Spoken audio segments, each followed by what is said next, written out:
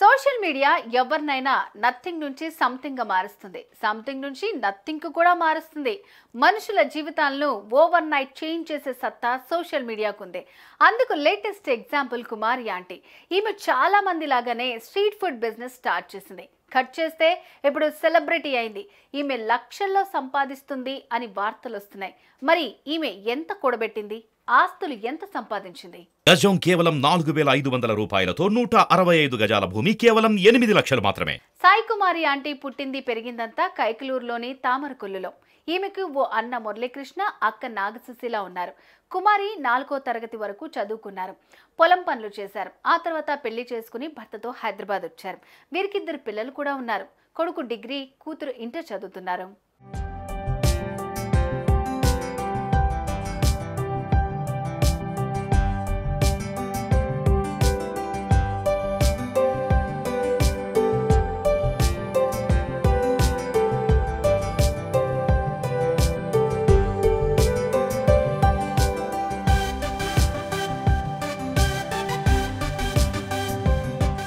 సెలబ్రిటీల ఇళ్లలో వంటలు చేసే కుమారి ఆంటీ ఫుడ్ స్టాల్ పెట్టి 13 ఏళ్లైంది. కానీ ఏ రోజు ఈ పాపులారిటీ రాలేదు.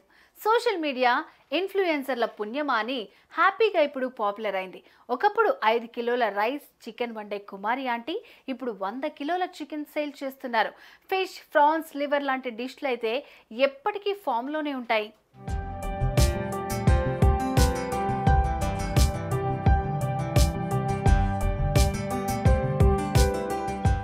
ఇటీవల ఈమె 60,000 వరకు సంపాదిస్తున్నట్లు చెప్పింది. దీంతో ఈమె తక్కువలో తక్కువ నెలకు 18 లక్షలు సంపాదిస్తుంది. ఇక ఖర్చులు పోను 6 నుంచి 8 లక్షలు అయితే ఈజీగా మిగులుతాయి. దీంతో ఇప్పుడు ఈమె ఆస్తులు ఎంత అనే ప్రశ్న అందరికీ కలుగుతోంది. ఇన్నోవా కారు కొన్నారని, హైదరాబాద్ లో పెద్ద బంగ్లా ఉందని, ఊళ్ళో పొలాలున్నాయని చెప్తున్నారు.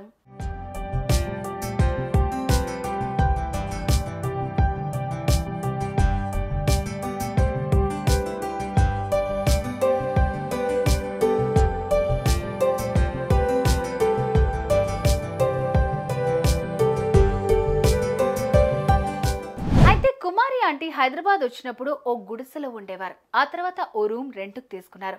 బిజినెస్ క్లిక్ అవడంతో ఓ రేకుల ఇల్లు కొనుక్కున్నారు. అలానే తన గ్రామంలో జగనన్న ఇల్లుంది. ఎలాంటి కార్లు లేవు. తాను ఫుడ్ తీసుకువస్తున్న వెహికల్ ఒక్కటే ఉంది. ఇప్పుడిప్పుడే గిరాకీ ఎక్కువ అవడంతో కొంత కూడబెడుతున్నట్లు చెప్తున్నారు కుమారి ఆంటీ. త్వరలోనే హోటల్ కూడా పెడతానని అంటున్నారు.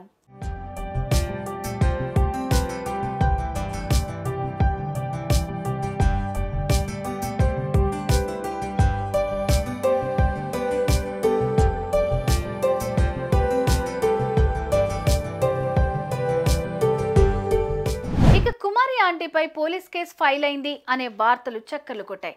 అయితే ట్రాఫిక్ ఇష్యూ వల్ల చాలా ప్రాబ్లం అయిందని, ఓ రోజు అంబులెన్స్ ఇరుక్కుపోయిందని, అందువల్ల పోలీసులు కాస్త గిరాకీని చూసుకోవాలని, జనాలను రోడ్డుపై వచ్చేలాగా చేయొద్దని చెప్పారని, కేసు లాంటివేమీ పెట్టలేదని అన్నారు.